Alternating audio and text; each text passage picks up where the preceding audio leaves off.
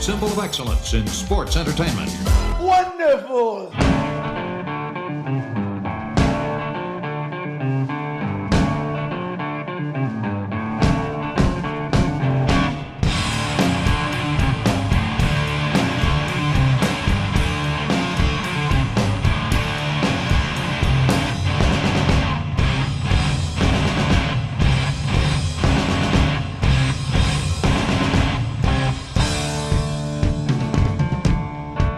Hello again everybody and welcome to another exciting edition of the one and only The Good Bit Podcast. My name is Chris Moffat and I will be your server this evening. I am the host of The Good Bit Podcast, the face that runs the place, and today we are joined one more again by our wrestling chappies. First up, it's the one and only Mason, and he's got no nickname. Yeah, that's very, very true. No nickname whatsoever. No. And also joined once again by Jack Boy Chicken Gordo. Hello, you! Very good extra chicken noises a day. Oh, yes. No Fraser today for the wrestling edition, just because he couldn't make it to this podcast and to the show itself that we're going to be talking about. This episode is going to be dedicated to the one and only ICW Fear and Loathing 10 that happened at the SSC Hydro on November 19, 2017. And there's more than just the old show to talk about, a few stories to tell, a few interesting factoids about the three of us being there at that show. Yep. And we don't just want to necessarily stick to that show because, you know, if you haven't seen that show, if you didn't go to the show ever, you might be a bit lost. We'll do our best to kind of talk through it and what happened and sort of things like that. But we're also going to talk about wrestling in general. I thought that'd be a nice little way to open the show. Yeah, let's do that. Wrestling in general Good now idea. is a bit weird. A lot of us are a bit down on it. Some of us are up on it. We'll see what happens. Exactly. But before we get started, how are you, gents? How are you doing? You haven't been here since we talked about WCW Sold Out 2000, an absolutely massive piece of a show. The podcast, no the pay-per-view. And how have you been since then? I am gubbed Gubbed. because of the weekend. We had a great Physically weekend. gubbed. Not ill, just physically gubbed. We went to Oban on Saturday. Yep. Very long drive for a wee Kaylee dance. Yep. A friend's 21st, 3-hour drive back, and then immediately I was home for half an hour. Out the before. door. Yep. Had to go straight to the Hydro for ICW, Yep. standing for 3 hours. Yep. So I'm a bit physically gubbed. But would you ask for anything more for a weekend? Do you know what I mean? Yeah, well, I could have went to Savoy after, but one, it's Savoy. Really, that's all you need to say, so I didn't go. Right. We had a great weekend. We were in Oban, Mason and I were, for a 21st. Shout out to Leanne, who's out there Leanne. listening. Leanne, what's her name again? Sexy Nips on the podcast. And which we can all tell from a fact they are indeed extremely sexy. Obviously. She had the 21st in Oban. Big shout out to her. Happy birthday to the one and only Leanne. And it was a nice wee Kaylee in Oban, and we all took a wee drive up there, and it was beautiful. Beautiful place, Oban. Yeah, it's absolutely I've heard it gorgeous. was a shithole. No, I don't think that's the case whatsoever. I would always joke, but something exploded internally there. Yeah, we are I don't know if in you heard it. the original recording studio of the Good Bit Podcast, where the first few episodes were recorded. No longer a recording studio, now a costume cupboard. Yeah. So we're now sitting here. I had to bring in a table, bring in some chairs, and set up next to a clothes rail full of costumes that we're all going to be wearing Yeah. very shortly. I'm sure we'll talk about that later. I was going to say something, but I have now forgotten. Very good.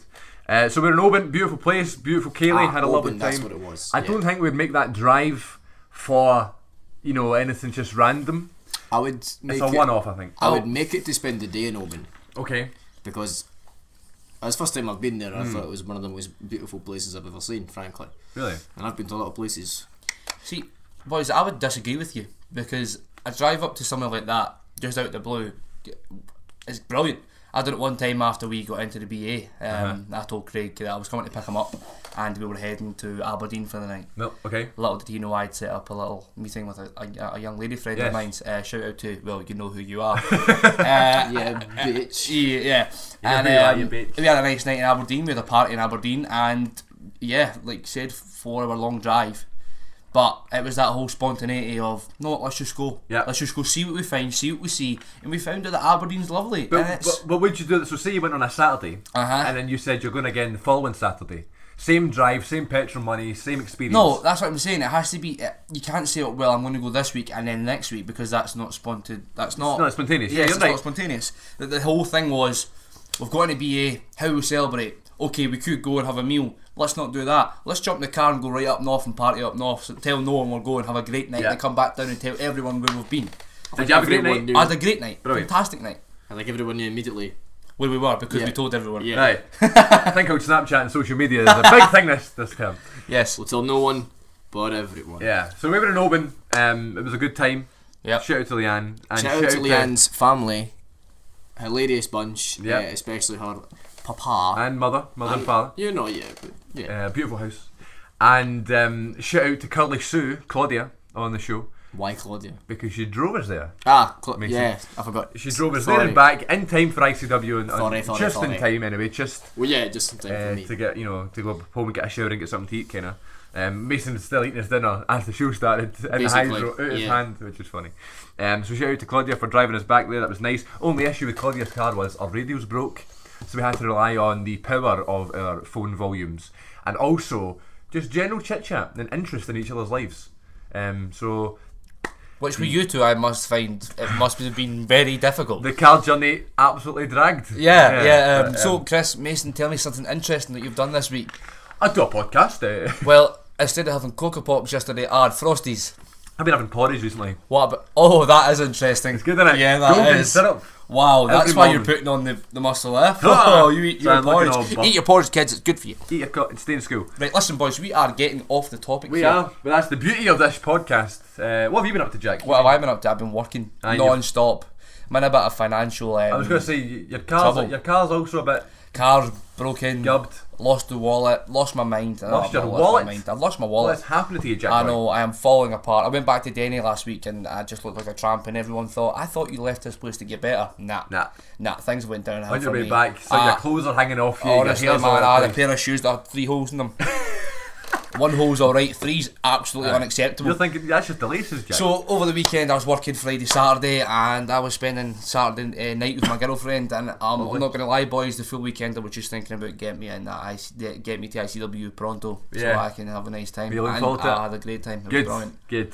I had a busy weekend as well. We were at a play on Friday night. I was on Friday night. A few yous were there during the week. Yeah, it was there Wednesday. Yeah, it was called Decade. Shout It out was, to Gregor Duncan yep. and the HNDs. The Yeah, New fantastic Clan Arts. show. Yeah, they did very well. Fantastic play of Decade. It was written 10 years after the 9/11 terrorist attacks, and it was a harrowing piece, very nice. And I'm going to New York on a little holiday later on in the year, and now I'm a bit sort of like, do I really want to go? Of course I want to go, it's New York, but the flying thing for me, 8 hours on a plane going to New York with this bad history there, I was already a bit nervous. This has just solidified that nervousness. Flying is statistically the safest form of travel. Do you think?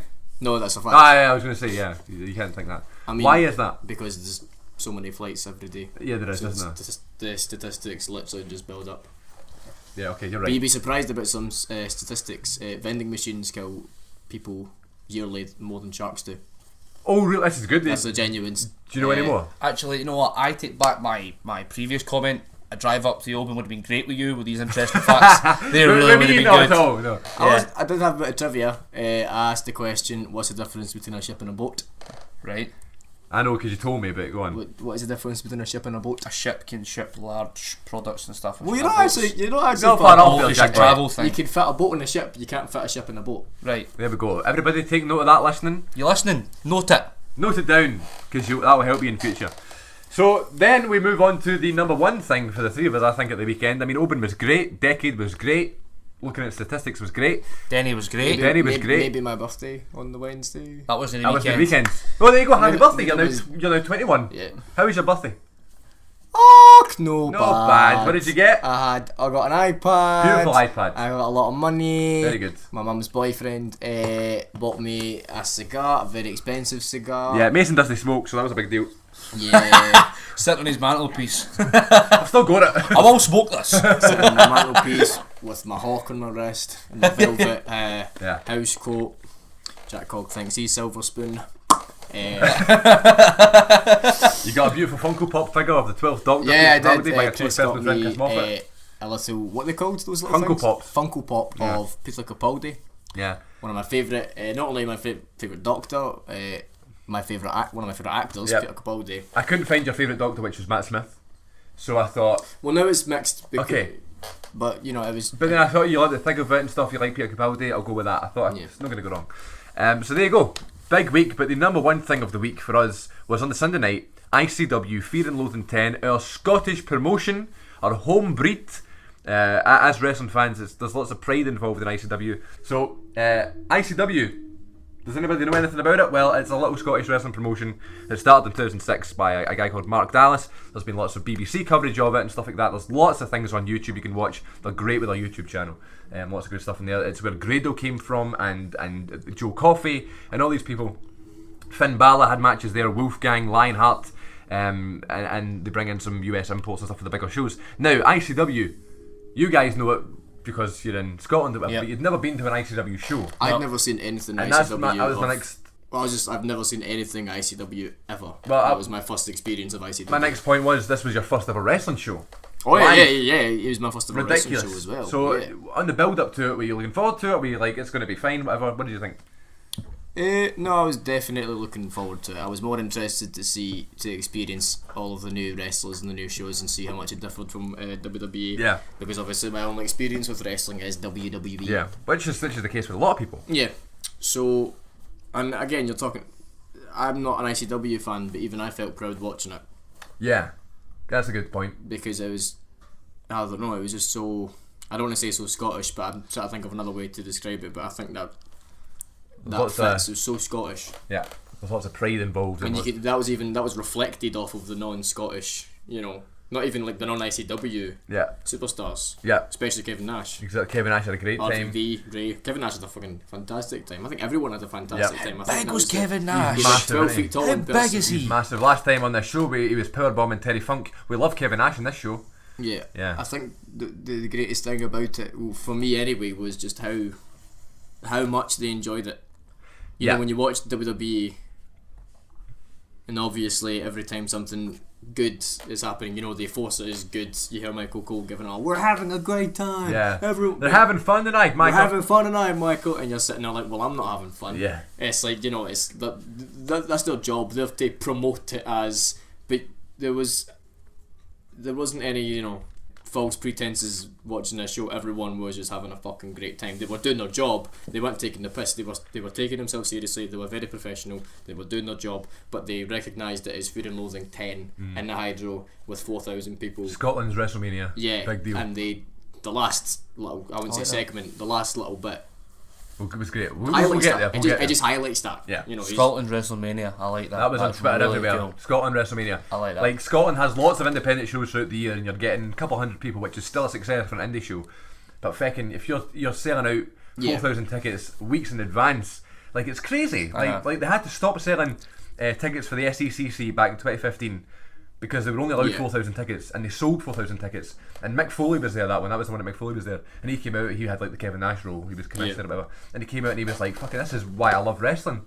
We're in a random place that wrestling's not really known for, and we had to turn away folk because folk want to be here. Yeah. And that's such a proud thing to be. Yeah, for I reckon even if you weren't a wrestling fan or an ICW fan, you still would have enjoyed it. Good time. Yeah. It still would have been a great time. Yeah. Immensely. Yeah. Looking forward to the full weekend. I think I'd been to one wrestling show before, and I think it was a WWE one, and the comparison between that and the WWE one is totally different. Mental. As soon as you walked in, people were giving IC dub, and you just got drawn straight in. It was like at a football match. If I got to watch my team, Celtic. Yeah. If I go to watch them, and as soon as I hear the crowd starting any sort of beat for the Green Brigade or any sort of chant or anything, that's me. I'm dragged in. They drag me in. It's the people. It's goosebumps. As soon as you walked in, as soon as the show started, IC dub. It was brilliant. It really was good. And like Mason says, they were taking themselves really seriously, and so they should. 4,500. Brilliant. Do you know what I mean? For like you kept saying, and brilliant. And also you got your kind of your stars from the WWE like Rob Van Dam and Rey Mysterio, Kevin Nash and such, and they added that bit of star quality to it. But I felt like the matches that was just the ICW guys trumped it all. Yeah, that was especially the King of Insanity, which we will come to, ladies and gentlemen. That was a fantastic match. But just looking at I don't know why I sound like an arsehole, but the people that were there that night in the audience are not the sort of people that I would generally hang about with, right? Right, aye. Fair play. Maybe different styles, different whatever. but I did not give a fuck because we all had that common love for this. Do you not feel like a community? Yes, and you all felt like I never felt under pressure or tense or anything. I always felt like, you know what, we're cool, we're all here to watch, like exactly like I say at a football match. If I'm in with the Celtic supporters, that's what I feel. So yeah, it was absolutely fantastic. I'm really impressed with the level of wrestling for them and the storytelling as well. Production value as well. Yeah. Now, don't get me wrong, as I said, there's lots of independent shows throughout the year in Scotland and over the UK, and you'll get the smaller shows and the smaller venues where the entranceway is a door. And you come through the door, they come through a few steps, and that's the ring. Yeah. And that's fine, because we don't expect anything else. It's just in a wee hall, and that's fine. There's only a couple hundred people there. ICW take it that extra bit where they're there at the garage or whatever, and say at 400 people are there, and the Barrowlands another one, that's a belter of a venue, where they'll go a little bit extra, they'll put some money into it, they'll get some nice lights and nice stages and stuff, because they are the number one company in this country. But what you were saying about being professional is a big thing, because independent wrestling is synonymous with not being WWE. So WWE is very professional for dress code and there's locker rooms and stuff, but independent wrestling, you show up what you were wearing the night before. If you're lucky to get a booking, you try and find somewhere to eat. You go and have your match and you get paid a couple $100 or whatever. And that's independent wrestling. That's what people love about independent wrestling. It's so free and stuff like that. Whereas with ICW, they know when their big shows are. So it's like WWE in a sense, where they have a few big shows a year. They've got the Square Go in January, which is their Royal Rumble. Barrowmania at the Barrowlands in April. Then you've got Shug's House Party at the O2 ABC, and then you've got Fear and Loathing in winter sort of time.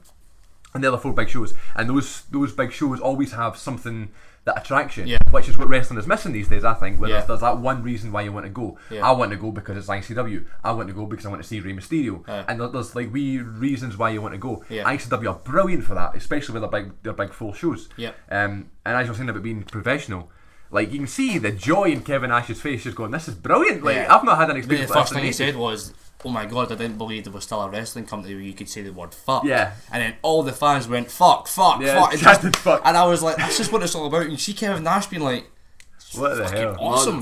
This is brilliant. Do you know Kevin what I mean? Nash just started swearing ridiculous. He just kept swearing. That was him. He was like, well, fuck this. I'm just going to swear all the fucking time. One thing I wanted to tell you before we went is that I think I kept trying to convince you to come, was the fact that it is like a community. You go to WWE and you get your seat and that's fine. You're all wrestling fans and it's great. You're there and it's WWE. You're seeing your stars you see on TV every week. But there's something about independent wrestling as a whole, but ICW, the fact that it's all over 18 stuff and it's all standing on the floor, where the noise comes over you and you're in it, like you're right there. And that's what I love about it. That gives me chills and that gets me pumped up and stuff. I really shouldn't be getting that into an independent show, but you do, because they put that level in. So big up to ICW. Well, I think it's the it's because WWE have made it, so they don't think they need to do these things. But that's what WWE's fallen, because they don't know what people like anymore. They're stuck in what worked fucking ages ago, and they don't know what modern wrestling fans like. As you said there, I just think it'd be interesting to see a WWE show where it was crowd floor. All standing. I think you'd be a little bit bored, and that's not me saying WWE's boring by any means, but just like WWE, it's more of a performance. You sit there and you enjoy it. A WWE, whereas ICW, you're there and you're in it. WWE misses the extra yards that these indie shows go to impress people and make you feel welcomed and make you feel like you have a reason to be there. It's just because they've made it and they bring in so much money, and it's not even ticket sales that I think that's why they're going. And you said this, we've had this conversation before about the age of streaming, and how mental streaming is. They're moving on. It's so weird to say WWE could stop wrestling and still be do you know what, you're big right. as that's what it's missing. Like, wrestling isn't a factor anymore. It's not about the wrestling. And I think all of these, even these indie shows, even ICW has their things, they have their storylines and they have their cool niches, but it's still about the wrestling. You still go there to see the wrestling. That's a great point. I think their biggest attraction, if I'm honest with you, is the connection with the fans. The connection they make. Make you feel welcome and make you feel part of the show. And they continually say, look, you made this company. You know what I mean? And you hear WWE saying it and you go, because not really though, because you're fucking full of millions and you can do little things that make us go, that's brilliant. Do you know what I mean? Like, they can do shit without the fans to bring the fans in, whereas the fans have created ICW the way it is. The fans have made that connection with the show, and do you know what? My biggest thing, I won't forget it, and I loved it. I also kind of hated it, but I loved it. Was that when we moved after the break, we moved over to the kind of the right hand side of the arena, and you could see Mark Dallas, the owner and founder of this company, standing right at the curtain, waiting for everyone to come out to shake their hands, say thank you, well done. He was checking everything was fine, he was looking at it. Now, one, I love that because it's his show. Yep. He's showing passion for the show. He's not sitting up in the back going, oh, look at me making fucking thousands. Aye. No. He's there, he's a part of it, he's working his ass off, and he's making sure everyone's got that good morale. But also, I can see someone peeking out the curtain and it's doing my tits in. But because it's him, and because I know how he is, it wasn't like it was just some random going, what's the show looking like? Well, that's what I was going to say. Did that break the illusion for you? Did you like, oh well, there he's there, wrestling's fake? But we know what wrestling's like, so it's fine. Yeah. And I think what's Mark Dallas, he's doing his job. He came out and he said, we're going to put on the best show of the year for you. We're going to do this. But no, like if you go into for instance, if you come see the Libertine Players Creatures, you will see Ian Grieve, sitting up the back with Monty doing the lights. Now that's the director. Does that mean you go, oh wait a minute, I'm out of the story? No. He's keeping an eye on his show. Matt Dallas is keeping an eye on his show, his company, his fans. To touch up on that, I think it's interesting we did Brecht today, because there's a difference in a lot of indie shows, especially ICW and WWE. The illusion that it's a show is still there, but it's almost they know that why we're there, and they know it's a show. They don't. The illusion that this is real isn't solidified as much as a WWE is. Yeah. To the point where, they believe so fully in their stories and storylines. It's a borderlines absurdity. Yeah. And this is off point a little bit, but we should bring up discussion. Something WWE does, and it irks me, and I noticed this, I thought of this when I was watching Fear and Loathing, how much of a connection they have with the fans. Yeah. Because one, they're right there, they're talking to them, and they know it's the fans that make them. Every single time WWE do this, it fucking irks me. It's placed fans. Fans placed in the audience. Like plants. Yeah. And again, they don't do it anymore, but they used to have votes. Vote for your main event. The votes didn't do anything because they already knew what the vote was going to be. Because even if that lost, say it was, vote for your main event, John Cena versus Randy Orton or Seth Rollins versus Roman Reigns. If they had the plan to main event Seth Rollins versus Roman Reigns, even if that was outvoted, here's tonight's vote, that still would have, it's fake. Yeah. And you'd have to be a dumb shit to not. Yeah. And plants, I fucking hate plants. I hate these crowd shots you get. Like somebody kicks out and instead of staying with the match, you go to a fan going, "Oh my god!" Get this to fuck. So basically, what you're saying is you like the differences between WWE, where on Raw you'll get Stephanie McMahon come out and she'll cut a promo, but it's what she's been told to say. Whereas at the start of ICW, Mark Dallas came out and said, here's what's going to happen tonight, here's your matches, it's going to be the best show of the year. That's the point. It's not organic. They know the illusion isn't solid. They know that these people know that wrestling isn't real. Do you know what I'm saying? It's like, do you know what Dallas done? And Dallas slagged WWE even during his stuff, and he was talking about, I think he even mentioned this being indie at one point. The best independent in Europe this year. WWE would never do anything like that. They would never break the illusion that we're doing a show for the sake of breaking the illusion. And ICW are fucking perfect at breaking the illusion and bringing the fans in, because when it's not, see, when they're not wrestling, you would forget it's a wrestling show at times. How much they talk. You know what Dallas done? He done the Paul Heyman technique. He came out, named who he was, said what he was and what was going to happen, and that's what ICW is. This is what we are.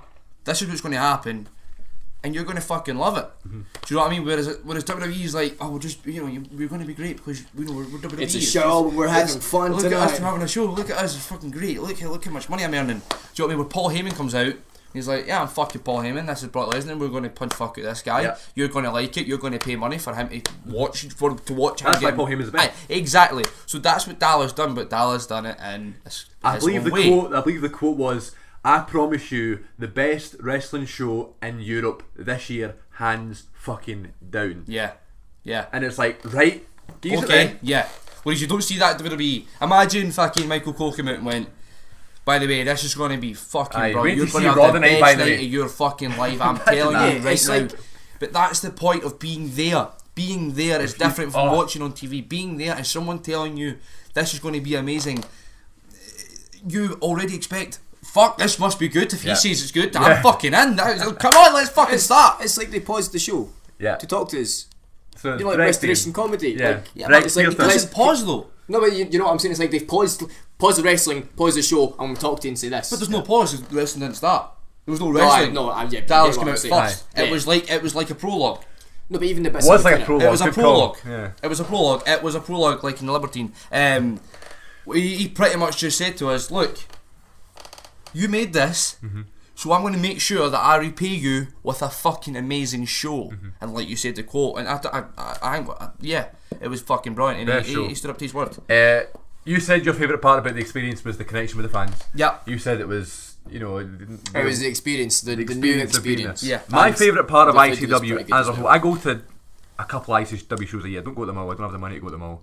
But I go to what I can. I always go to the big shows. My favourite part about ICW is, did you notice how every little thing, right, especially the wrestlers themselves, were over with the crowd? Yeah. Where every person, maybe not the Hydro, because there's maybe the casual wrestling fan there, but especially it shows at the garage and the bars and things like that.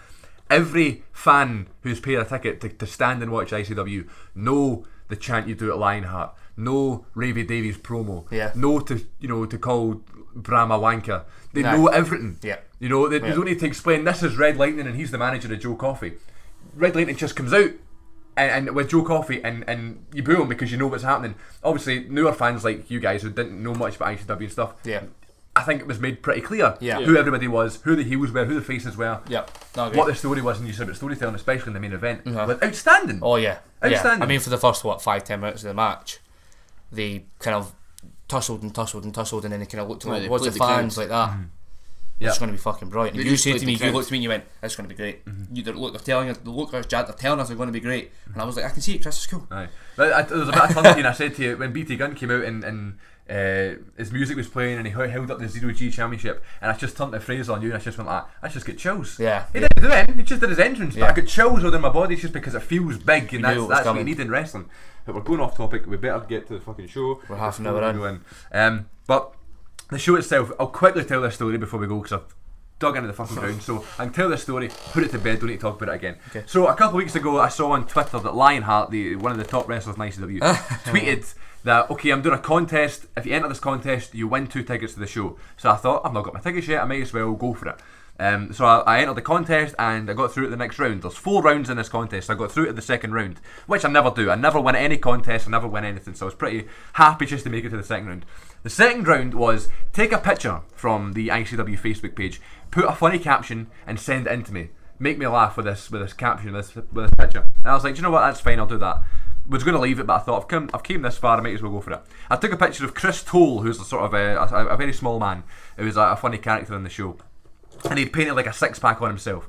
And I tweeted, breaking news, 2018 Arnold Classic, Scotland hopeful, shows up in ICW. Just a bit, I wasn't particularly funny, but it was quite witty, I suppose. So I sent it in, and I got through to the third round. I'm in round 3.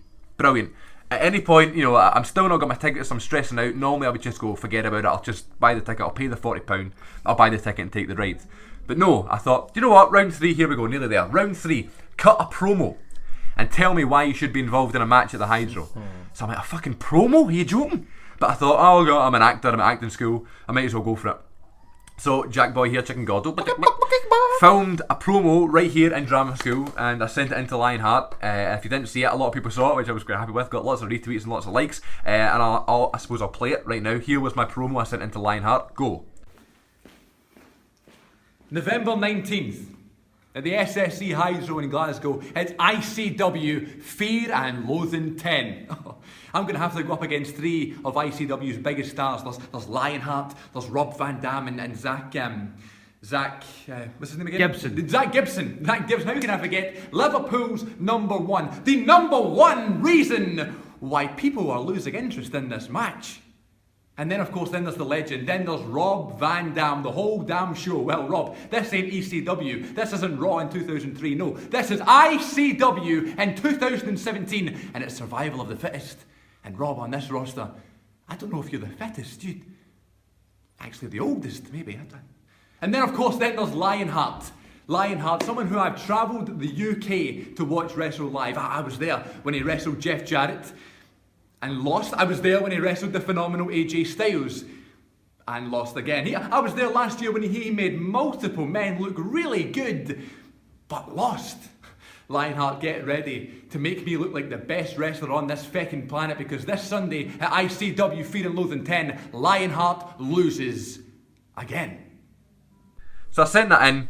That's fine. Lionheart watched it. A few of the wrestlers liked it. They retweeted it. They enjoyed it and stuff like that. That was fine. But then it turns out that I was in the final round. I got through. The promo was good enough. I got through the final round, and the last round was follow clues from Lionheart the wrestler and find him somewhere in town. If you find him, you win the ticket. And I was like, right, this is the week of the show and I've still not got my tickets yet. This is the Friday of the show. The show's on Sunday. And I'm like, okay, I need to find him because I've not got my tickets yet. So he put clues up. On Twitter, there was a picture outside Foot Locker in town, Argyle Street. There was pictures of him eating a corn on the cob thing. I was like, right, it's fucking lunch. I saw the Chicken Palace in the background. That gave me a clue. Ran at the Chicken Palace. He being Lionheart tweeted, oh, this corn on the cob is so juicy. Outside the Chicken Palace is a place called Juicy Lucy's. I was like, boom, he's in there. Ran to Juicy Lucy's, looked in the window. There is Lionheart and vigilante referee Thomas Cairns eating a lunch. I didn't want to interrupt them because they're having their lunch. Do you know what I mean? You hear horror stories of fans coming into diners and stuff and interrupting the wrestlers. So I go in, I say to them, oh, how you doing, blah, blah, blah. But I shout out to Louise, who beat me to it, who was there beforehand, a couple of minutes before me. Gutted, but over the moon, because Louise was a sweetheart and she gave me one of the tickets that she won. So a great little story, great little moment for me, that I didn't win the contest, came second, but still managed to get a free ticket to the show. Thanks to Lionheart for doing that whole contest thing, and I hope everybody enjoyed the promo that I did. So yeah, I got in for free, which I was delighted with, and I never won anything. I never even won, but still, I came second and still managed to you got lucky, my friend. Very lucky. What a champ, Louise. So thank you very much, Louise. The show itself, we started off with, as we said, Mark Dallas came out and cut his sort of regular promo, and then welcomed tonight's commissioner, Kevin Nash, WWE legend. Big Daddy Cool Diesel came out wearing an NWO top. Big sexy Kevin Nash came out, and he cut a great promo just showing how much he appreciated being there and stuff. But it still had that sort of kayfabe aspect to it, where he was like, if anybody does anything tonight, I'm going to come out, I'm going to hit him with a fucking chair. Like, he was still playing his character. I'm too fucking old to fucking powerbomb some fucking body, but and when he goes fucking off the head, I'm going to fucking him with a fucking chair. Just kept swearing. Oh, go on, mate. Just tell us, man. Tell me what you're going to do. Do you know what I mean? Tell me, say my name. So he came out, right, and I thought, he's walking off his slow, man. He is past it. And then he got into the ring, and I went, he's got a big beer belly. He's really past it, right? But then later on, which we'll come to, he came out with the jacket off and the NWO shirt. I was like, guns on you, and big man! Like, and he was just huge. And I was like, alright, I'll allow the beer belly for now. Not to mention 7'2" or whatever he is, massive. But it's like long legs. Like, see Big Show and Undertaker and that, they're big, but like, fucking long legs. Ridiculously long. Really big. And then your opening match was a number one contenders ladder match. We had Ravy Davey versus Aaron Echo, DCT, Bram, Joe Hendry, Kid Fight, and Jody Fleisch. And a ladder match, which was a kind of late addition to the show, just a wee extra kick to let's have another stipulation, a bit like TNA. We needed another stipulation, let's just throw loads of folk in a ladder match. This was good. Bram won the match. There's a wee story there between Ravy Davey and Bram, a wee rivalry going on there where Bram busted open Ravy Davey for real. So that's a kind of wee mini feud going on there. So what do we think of the ladder match? Good open to the show? Oh, a great opening to the show. The spots were fantastic. Yeah, that's what you need in a show like that, don't you? I mean, it's a long show and there's lots of matches with different things. Yeah, I was experiencing everyone for the first time. Of course. All the characters, how they wrestle, but I don't think there's anyone I watched and thought, oh Jesus, they're boring me. I think everyone was great. Bram came out and Jack turned to me and went, oh, he's fucking mental. Oh yeah, I'd watched him a few times on TNA. Yep. I think it was when he was feuding with Magnus. Brilliant. Magnus. Yeah, Mickey James' husband. Yeah. And because I think they'd been a tag team, and then Bram just went crazy. And then I remember watching TNA for a few times after that, and it was just, he would just seem to be in like matches where it was just crazy, and there was no rules. It was extreme matches every time, and he just, the promos he'd cut, and I thought, you really do play that character well. But turns out it's not a character. He really is crazy and batters his wife. Did you know he was in WWE at one point? You know the Ascension? Yes. It was supposed to be Bram and Connor in the Ascension, really? but Bram beat his wife, get sacked, and then they brought in Victor. Oh really? The Ascension, so it Well, was Victor's originally alright. Bram. I think the Ascension are right actually, but so it used to be Bram. Boring as fuck, but Wee they're fun alright. fact. They won the NXT, but No, they fucking weren't at all in ruined NXT. them. But that's the curse of NXT. Yeah, I think if you're bad in NXT and you got to be in roster, you're good. If you're good in NXT, you got to be in roster, you just get boring as fuck. Yeah, true. Like there are a few exceptions, but maybe that's just the telling of time. Because Sami Zayn's now boring, Kevin Owens is now boring. No, he's not. Not Sami Zayn anymore. Turned heel. Brilliant. Oh yeah. Brilliant. Actually, I take that back. But for a while, he Love was his just, heel. Love it. I love his promos heel. By the are way. amazing. Fantastic. For a while, he was just boring and stale as fuck. It's not a usual heel like, yes, I'm raging, I hate everyone. It's like, hey, listen, I'm Sami Hey, Zayn. it's not Listen, my it's fault. not my fault, it's your fault. It's like, wow, I don't even want to talk about what happened to Bayley. Okay, true. Boys, get off topic. We gotta get off topic. Next match, tag team titles. We had Polo Promotions versus the Marauders. I don't like the Marauders though. Polo Promotions, genuinely one of my favourite teams in the world now. Recently had a WWE tryout when they were in the UK a couple weeks ago, so who knows where they're going to go. And Polo Promotions won the tag titles. Clearly the first time you guys have seen these teams. What do you make of It this was match? the first time I saw everyone, apart from RVD and Ray. I don't know if you can hear what the that. hell Something is is happening outside. Gotta go. No, well, that's it. It's drama school, people. Drama school. First seeing these tag teams, Polo Promotions look like a lot of charisma, a lot of personality. They seem to have a really good kind of thing going. Some of the guy with longer hair, I preferred him. I don't know his name. He was brilliant. Really good match. To be fair, I thought their opponents were alright. They were good, I don't think eh? they were that bad. I don't think they were as good as Polo Promotions, however. But I thought it was a decent match. Yeah, I think they're great. I don't know who you root for. I quite like them both. Yeah. These two had a good match recently, so I was expecting another good one, and it was a class tag match. Match number 3, one of the biggest attractions of the night, Kenny Williams, the Bollocks, versus Rey Mysterio. This year's biggest sort of import was Rey Mysterio, and that was a big selling point for you, especially Jack. Yeah. I mean, like, as I spoke of in the first podcast I was on, Rey Mysterio was my hero growing up, WWE wise. So to hear that he was coming to ICW for the night, that drew me in, and I couldn't wait for it. And I was actually outside the arena when his music hit the first time. Yeah. I was on the phone to someone. I was dealing with something, and I could just see through the cut. I could just see through the door. The mask on the big screen. And I went, all right, I'll need to go by the way because Rey Mysterio's coming on. So I ran in. I'm like, Chris, look, he's coming. Never came out. No, he was late. Missed his call. Missed his cue. Yeah. So he was late. He was, I reckon, travelling from the 619. Yeah. It takes a while. Time delayed. I watched the match again because it was a really short match, this one. Yeah. And I watched it again last night before I went to bed, and it was actually a good match. I didn't really notice at the time because it just kind of immersed in it, but it was a good match. The pace was good. How quick is Ray still? He's mental. How He's quick is so he? And so skillful is he? He just looks like he's doing it all with such ease and such finesse. Yep. The finesse of what he's doing, and the guy that he was, Kenny Williams, one of the most over people in ICW. definitely gave him it right back. Imagine you liking Kenny Williams actually. See if you got more shows, you'll start to like him. He's like a Enzo Amore that can wrestle. Good point. I can see that 100%. But really impressive, really good match. Maybe a bit short. But you need to think Ray's getting on now, and he put on a bit of weight, looking pretty bulky. He's bulky, yeah. He was dressed like a Twix. Somebody said that behind me and I died. But yeah, really good match. Really enjoyed seeing Ray there. Yeah, again, he was late, and you saw him when he got there. He was still putting on his gloves. I don't know what he was doing. He must have been in the toilet or something. But that's hilarious. You know what I mean? I don't know what happened. Was it a part of a story? Was it a part? Was it meant? Did he just miss it? There's no as if he's going to be back anytime soon. You know what I mean? No, but was it that whole thing of like so that Kenny Williams could get on the mic and say, Get more "Look, cheers. do you know what I mean? Was it that give Kenny Williams more time?" I doubt it was planned. I doubt it. I know, but I'm just hoping that this will I'm ride him the just a fuck bit up. confused though, because Rey Mysterio was in WWE for years, which is the tightest of schedules. Aye. You need to hit your mark. You need to be on time, or else you're fucked. You're Do you know what I fucked, mean? and he turned up late. And he was late, so maybe he just wasn't taking it seriously, which is a bit of a shame. But last night, I didn't hear this when I was there, but when I watched it back, the chants were, "Where the fuck were, where the fuck were, where the fuck were you?" Aye. From the audience, which I thought was funny. Match number 4, King of Insanity Death Match. A new thing that's happening apparently every year at Fear and Loathing, the King of Insanity match. The winner this year, Stevie Boy, went up against 3 ICW legends, Chris Renfrew, Mikey Whiplash and Jimmy Havoc. Match of the night for me. Yeah, for me as well. A lot of really good spots, a lot of really shocking stuff as well. Characters were great, their entrances and stuff like that. It was a great build up, good storytelling, even though it was just pretty much all hell. Apart from the ladder match, I think that's a perfect opening to a show. Yeah. Because then you've got the wrestling and the tag match, you get the cruiserweights with Rey Mysterio, and then you get the hardcore stuff with this.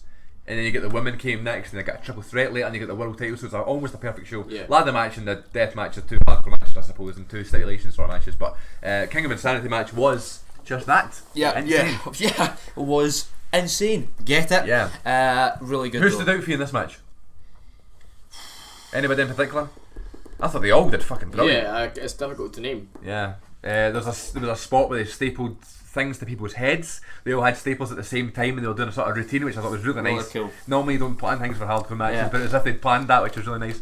Renfrew took a bump through the stage, like right up at the Titans run, but my thing that annoyed me about that was there was a big fucking, there's a massive arrow. Huge arrow. Like, it's not as if he couldn't, like, carry on, it's no there. They should have just had Mark Dash come out and go, Renfrew's going through the stage now. In case you're blind, this is what's going to happen.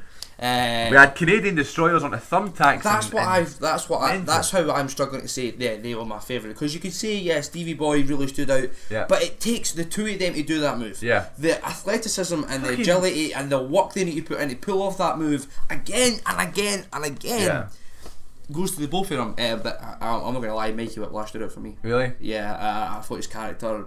It's just entrance was great. Came out of the coffin. Jimmy Havoc was good. Yeah. But I've seen him before.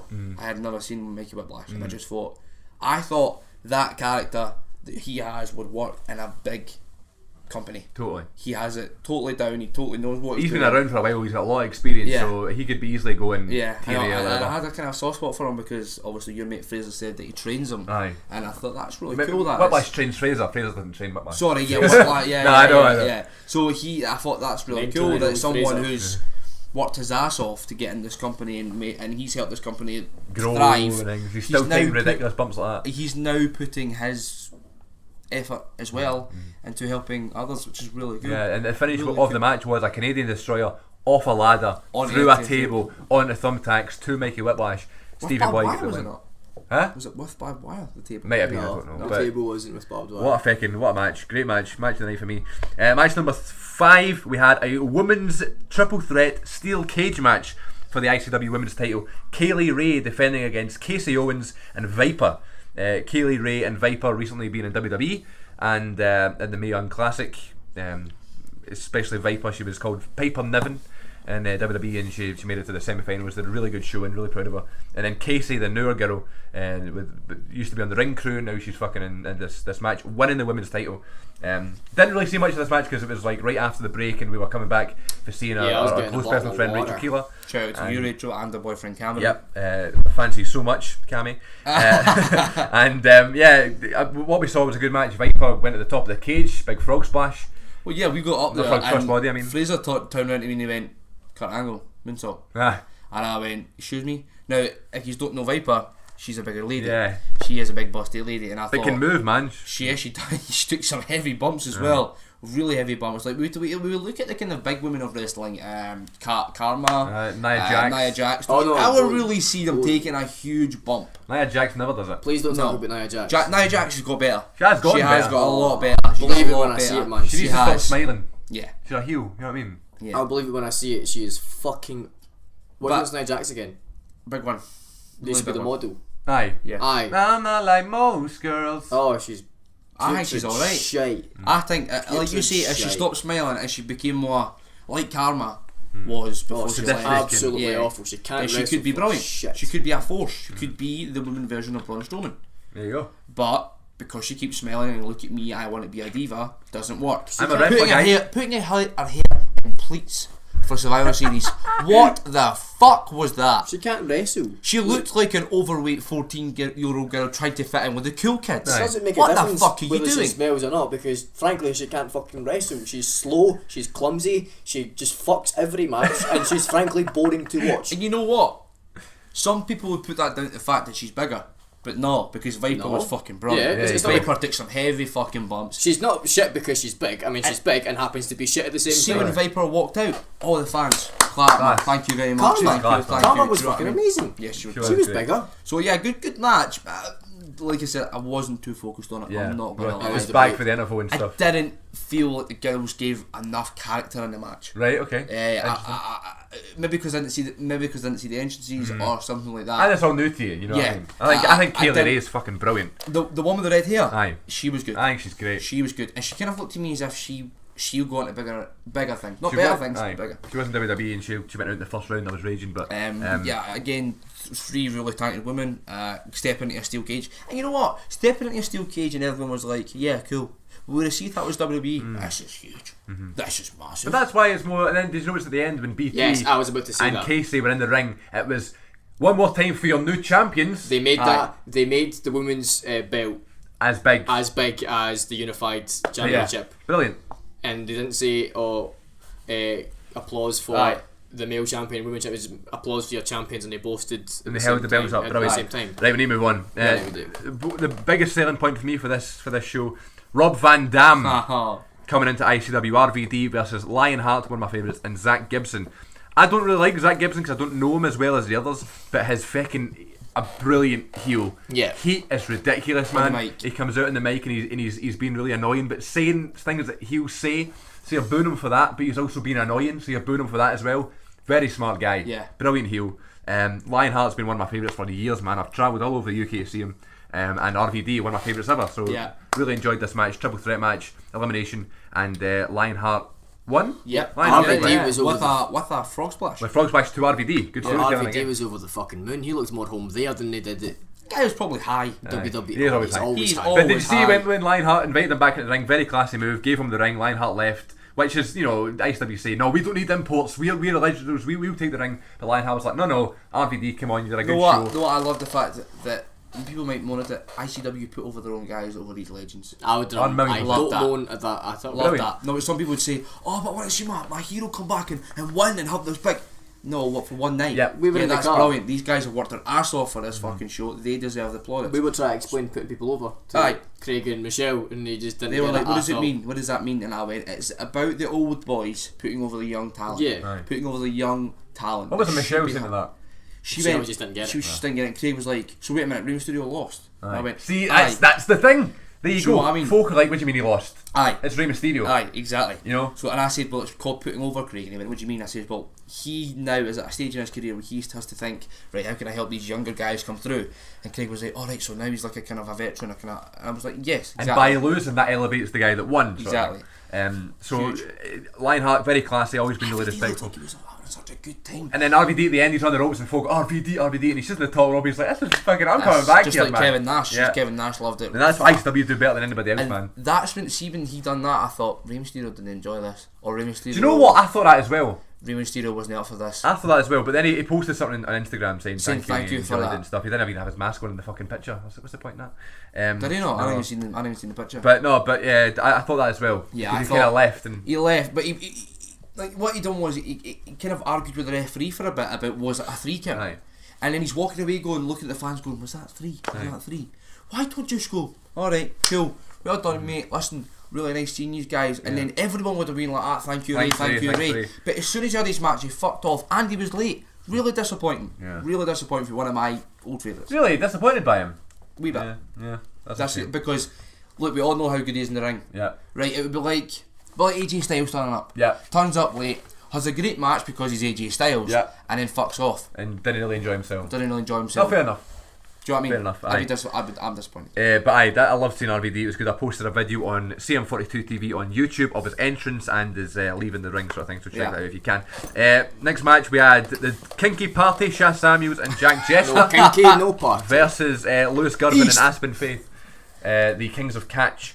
I wasn't particularly interested in this match. However, I do love Shaz Samuels. I think he's brilliant. You know what?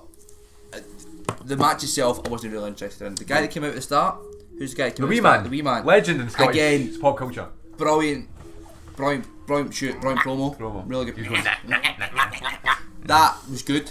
Kind of set me up. Okay, and you know what? I fucking love Jack Jester. Yeah. I fucking love him. I think he's got so much charisma. I think he's talented. He's been in some great matches. I've seen him wrestle Drew Galloway. That was probably his best match. Grado thing. My dad loves Jack Jester. I think he's a great heel. Yeah. And he's a great face as well. When they jumped into the crowd, that was great. The guy was like, Crowd no. surfing. He was like, And then no. Shad did it anyway. Shad did it anyway. Big guy. No, match itself That was alright. was alright. It was Wasn't fantastic. It was more of a lead up match to the big matches coming up. Yeah. But I don't know what it was. See at the end as well, which we'll get to, when they were all having a party, I could not take my eyes off Jack Jester. I thought he's got a exact idea of what character he wants to play. Do you know, and he sticks to it. It was a competent match. It doesn't need to be anything more than that because it was just the build up to the main event. It was a good match. Yep. And I honestly think Did the job. they two. I think Jack Jester will turn on Shah, Do you reckon? and I think they two will have some fucking brilliant matches. Yeah. Shah's got so much charisma, man. I can't wait to see him. He's like a Dusty Rhodes sort of thing, man. Right. Oh yeah. Oh fuck yeah. And then main event, before we leave here, before we leave you all, the main event, Joe Coffey defending the world title Fucking tank. versus BT Gunn defending the 0G championship. The winner will be the undisputed ICW champion, which is quite controversial because obviously they've only got the 2 belts other than the women's and the tag team. So it's nice having a wee undercard belt with the. I think NXT needs a wee undercard belt, but that's for another day. That's for another day. I just want to say, like, these shows are great, man, and I love going to these shows, and there's always a good main event and stuff. But last year, Fear and Loathing was broadcast live as a pay-per-view, as an internet pay-per-view. And the main event was Joe Coffey versus Kurt Angle, right? But the world title match, which was Wolfgang versus Trent Seven, was quite far down the card, and I was a bit sort of like, why is that quite far down the card? But then it made sense to me. People who have bought the pay-per-view to see Kurt Angle, if they see Kurt Angle, they'll just turn off. Yeah. So they had to put Kurt Angle on last so people stay watch the show. Yeah. Quite smart. This wasn't broadcast live. Folk can watch it whenever they want. Aye. So if the world title wasn't in the main event, I would have been fuming. Aye. Because the world title and never mind the CWG championship, they're unifying the titles. It's the main event, it's the main match, put it on last, and they did. They had about fucking 45 minutes to go there and just have a belter. That's one of the best ICW main events of homegrown talent I've seen in ages. One of the best matches I've seen. Great match, brilliant. So fucking good. Storytelling to a key, and even to the introduction. Simon Cassidy is the ring announcer. I give him a hard time all the time, but he knows how to sell a big match. Like, it's just the way he fucking goes for it and screams their names, man. It's like Bruce Buffer for UFC, and makes them feel big. You know. Do you know what brought me back to old wrestling? I'm not talking about like old. I'm talking about like maybe the early 2000s. And his opponent, and then the music hits. And his opponent. Yeah, that was like. Yeah, who's coming out now? Do you know what I mean? Because you kind of miss that when you're watching it on the TV. Yeah. You don't really hear that. You just see, oh, they're in the ring. That's great. It's because there's a time constraint on It's TV. go. But watch it and his opponent, and then the lights all drop, and you're like, this could be anybody. You know what I mean? Joe Coffey could have pulled out, and Grado's in. Something like that. You'd never fucking know. Yeah. I love that. And like you said, the guy was really good. What's his name? Simon Cassidy, champion Simon Cassidy. Really good, mate. And I think it was pretty obvious BT was going to win because Bram won the number 1 contendership. But I was still thinking that could make a wee story there because Bram and Joe Coffey are pals. That could be a wee story there. But nah, the right thing happened. Happy ending. Place went fucking mental. BT unified both belts and became the undisputed Joe Coffey ICW is champion. a fucking tank. Yeah, they're all shouting he's got tits. And I'm thinking. He looks fucking terrifying. He looks like someone who can lift hard, can hit hard, and is technically really good. Yeah. BT, really good in the ring. He's the sort of wrestler that I think everyone kind of loves. Like CM Punk. Very likeable, like very CM Punk. likeable, very just energetic. We'll have a good match with MD sort of thing. And There's that's one why bit in it though that I think BT hit his finisher, and this was a match. Not gonna lie, there was a lot of finishers, and it didn't finish the match. Well, that's a Joe Our Coffey friend match. Fraser does not like that. I'm not a big fan of it either, unless it's a big shocker. Unless it's something like Shawn Michaels kicking out of the fucking Tombstone. Yeah, that was a shocker. There's no point in doing finishers 5 times. Do a fucking different move. Do something that's That's gonna Joe shock us. Coffey, man. When you go to more ICW shows, Joe Coffey does that quite a lot. Yeah. Well, BT hit his one. I don't know what it's called. Gunshot. And he kicked out after 1. Yeah. No, that's ripping the piss. Aye. That's a finisher. You need to sell it, mate. That's what wrestling kinda is. And I'm sure he was instructed to do so, and I'm sure that's what he was told because he wouldn't have done it because he's a cunt, unless he is a cunt. I don't think he's a cunt. I've met him before, but surely he was told to do that. I just don't understand why you would be told to do that. You know what I mean? Yeah. Let's not sell BT's finisher. So when he does hit you with it, but wins. BT's still going to win. Do you know what I mean? Wait, he won Like via submission. Submission, he did. So Aye, but still though. yeah, it's no, I like, get what you're saying. Even I was thinking, I was like, one count, really? But then he Why? hit like the gunshot like 3 times. Then Yeah. he had to put a submission on it. So why is that your finisher, BT? If you beat Aye. everybody else with it, but you kind of beat Joe Coffey with it. Aye. It just raises Joe Coffey, I suppose, Yeah. which could be a good thing. But yeah, great match, great Really happy storytelling. with that. There was a bit. Obviously, there was a few things. Joe Coffey just started hitting referees. I think he barred 3 of them. And there was a bit where the lights went off. Yeah. And I swear to God, I near pissed my pants. I thought it was Grado.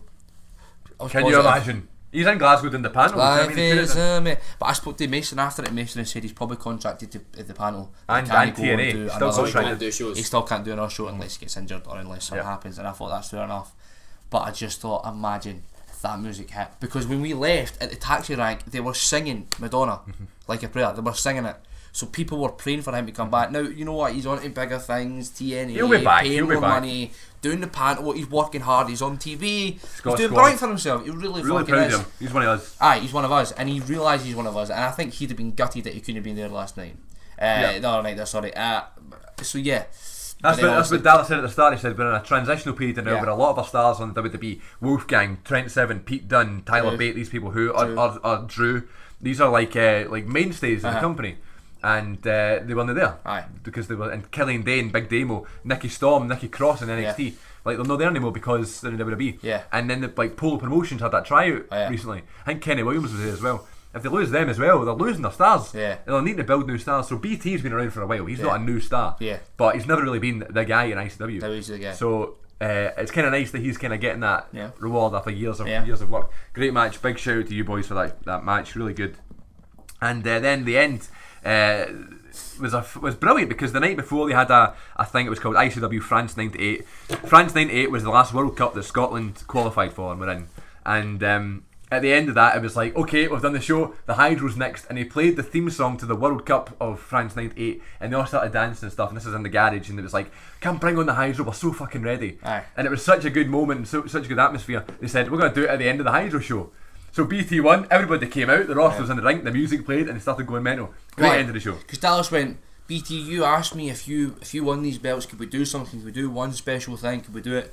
You know what, big man, we're going to fucking do it. We've got 5 minutes till we get chucked out. And I was like, I've not got a clue what this Class. is. Then the music hit, and I was like, stunning. I knew because I saw it the night before as well. And I then, wasn't there. and then they all came in, and the full place just erupted. It's brilliant.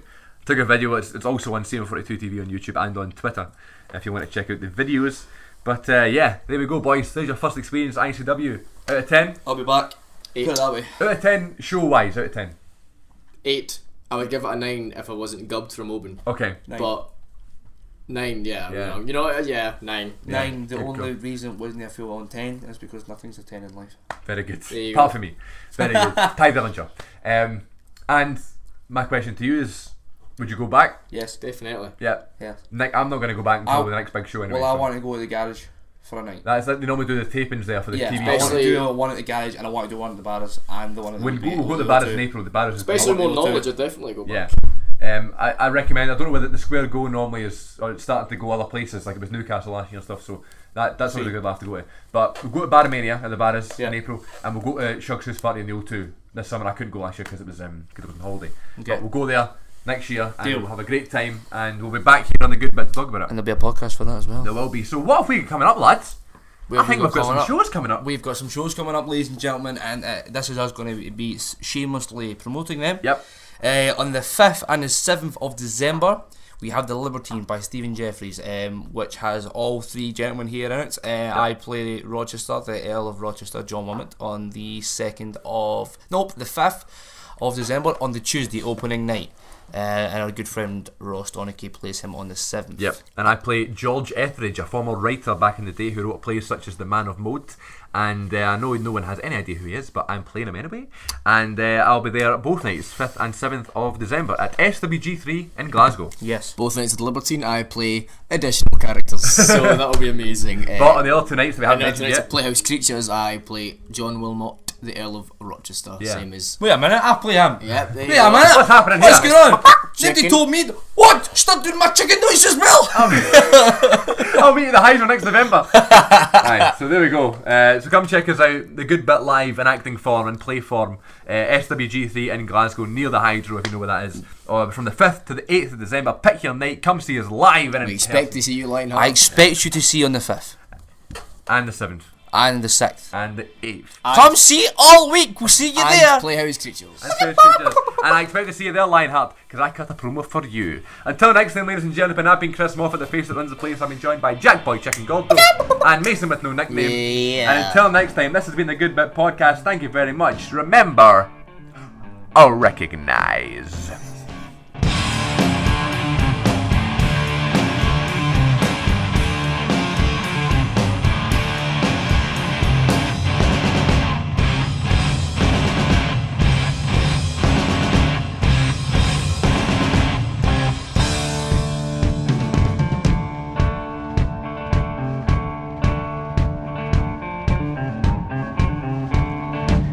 Sounds in my ear, and I don't know which ones to hear. Silver sounds in my ear,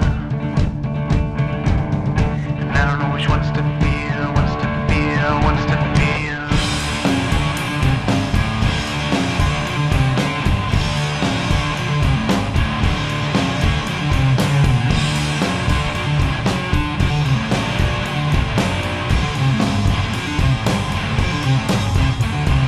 Words come from you, I don't know what to do, 'cause you can't hear these silver sounds.